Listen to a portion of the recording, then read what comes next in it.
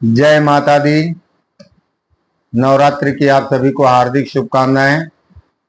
सभी प्रतियोगी परीक्षार्थियों के उज्जवल भविष्य की मैं कामना करता हूं। और आज यह वीडियो मैं हिंदी से बना रहा हूं, जिसमें रचना और रचनाकारों के विषय में एक दो प्रश्न जरूर आ जाते हैं लगभग सभी प्रतियोगी परीक्षाओं में कि किस रचना का कौन रचनाकार है, लेखक और उनकी कृतियां। तो आज मैं इसी विषय पर वीडियो बना रहा हूं।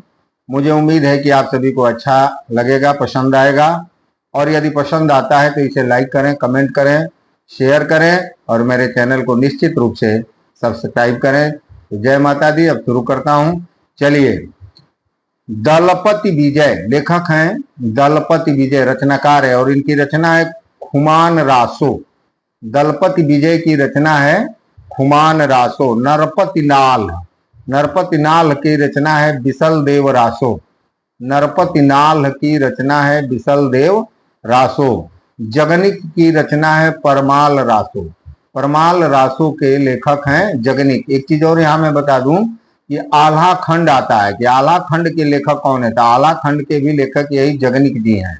तो जगनिक की रचना है परमाल रासो। सारंगधर की रचना है हमीर रासो। चंदबरदाई की रचना है पृथ्वीराज रासो।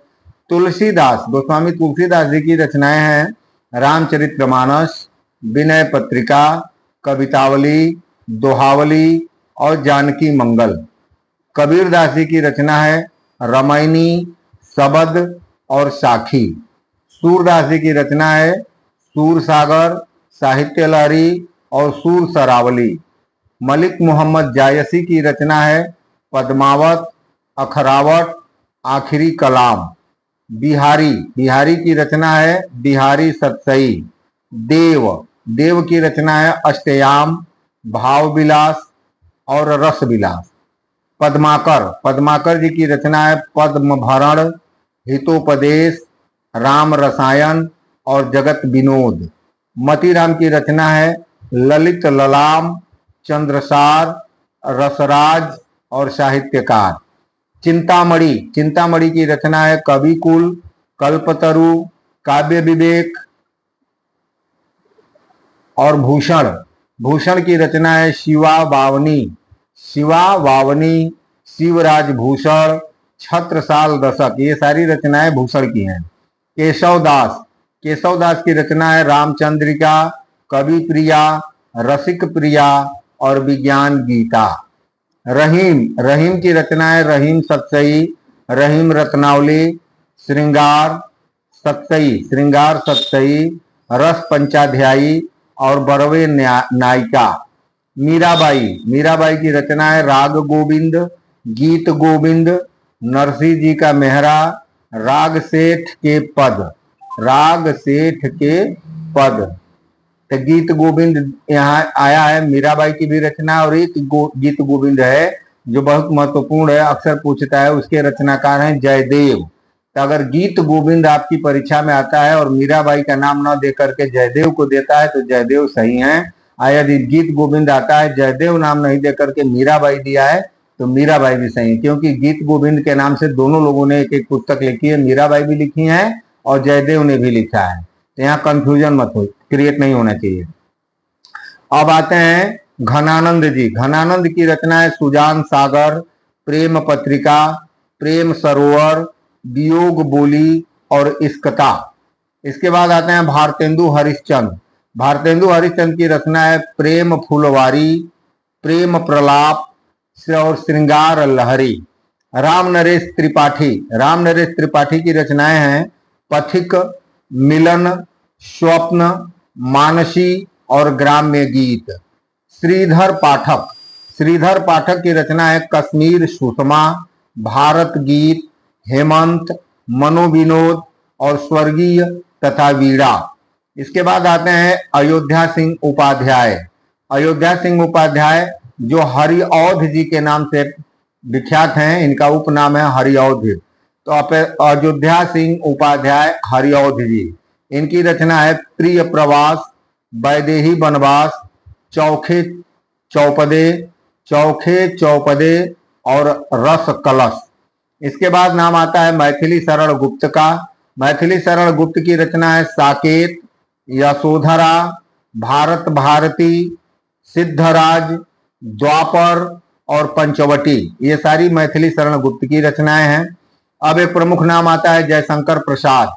जयशंकर प्रसाद जी की रचना है कामायनी, झरना, आंसू, लहर, कामना, कल्याणी, स्कंदगुप्त, विशाख, आकाशदीप। इसके बाद नाम आता है सुमित्रानंदन पंत का। सुमित्रानंदन पंत की रचना है कला और बूढ़ा चांद, पल्लव, गुंजन, लोकायतन, चिदंबरा और उत्तरा। इसके बाद नाम आता है महादेवी वर्मा का।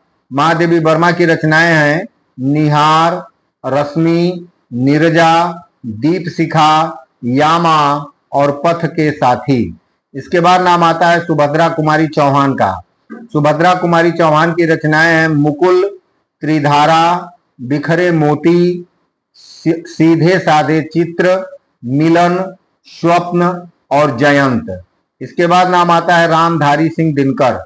रामधारी सिंह दिनकर की रचनाएं कुरुक्षेत्र, रश्मिरथी, उर्वशी, रेणुका, बापू और रसवंती। नाम आता है माखन लाल चतुर्वेदी का। माखन लाल चतुर्वेदी की रचनाएं हेम किरीटिनी, हेम किरीटिनी, माता, युगचरण, समर्पण और हिम तरंगिनी। इसके बाद एक नाम आता है भवानी प्रसाद मिश्र का। भवानी प्रसाद मिश्र की रचनाएं हैं भवानी प्रसाद मिश्र की रचनाएं हैं गीत परोस, खुशबू के शिलालेख। दो ही इनकी मुख्य रचनाएं हैं, गीत परोस और खुशबू के शिलालेख। इसके बाद नाम आता है बालकृष्ण शर्मा नवीन जी का, जिनकी रचनाएं उर्मिला, महाप्राण, अपलक, रश्मि रेखा और कवासी। नाम आता है एक और सोहनलाल द्विवेदी जी का। सोहनलाल द्विवेदी जी की रचनाएं भैरवी, पूजा गीत, प्रभाती, चेतना, कुड़ाल, विस्पान, पूजा के स्वर। इसके बाद नाम आता है अज्ञेय जी का। अज्ञेय जी का पूरा नाम भी कहीं कहीं परीक्षाओं में पूछ देता है कि अज्ञेय का पूरा नाम क्या था, तो मैं यहाँ स्पष्ट कर दूं कि अज्ञेय का पूरा नाम था सच्चिदानंद हीरानंद वात्स्यायन अज्ञेय। सच्चिदानंद हीरानंद वात्स्यायन अज्ञेय। तो अज्ञेय जी की रचना है आंगन के पार द्वार, आंगन के पार द्वार, अरे यायावर रहेगा याद, एक बूंद सहसा उछली, चिंता और पूर्वा। यह अज्ञेय की रचनाएं हैं। इसके बाद एक इंपॉर्टेंट महत्वपूर्ण नाम आता है हरिवंश राय बच्चन जी का। हरिवंश राय बच्चन जी की रचनाएं मधुशाला, मधुबाला, निशा निमंत्रण, क्या भूलूं क्या याद करूं, मधु कलश, बुद्ध का नाच घर और बंगाल का काल। ये हरिवंश राय बच्चन की प्रमुख रचनाएं हैं। इसके बाद नाम आता है एक एकांकिकार राम कुमार वर्मा जी का। राम कुमार वर्मा जी की रचनाएं हैं संकेत, एकलव्य, उत्तरायण, निशीथ, आकाश गंगा और चित्तौड़ की चिता। इसके बाद नाम आता है धर्मवीर भारती का। धर्मवीर भारती की रचना है अंधा युग, कनुप्रिया, गुनाहों का देवता, सूरज का सातवां घोड़ा और ठंडा लोहा। इसमें तीन ये बड़े महत्वपूर्ण हैं, गुनाहों का देवता, सूरज का सातवां घोड़ा और ठंडा लोहा।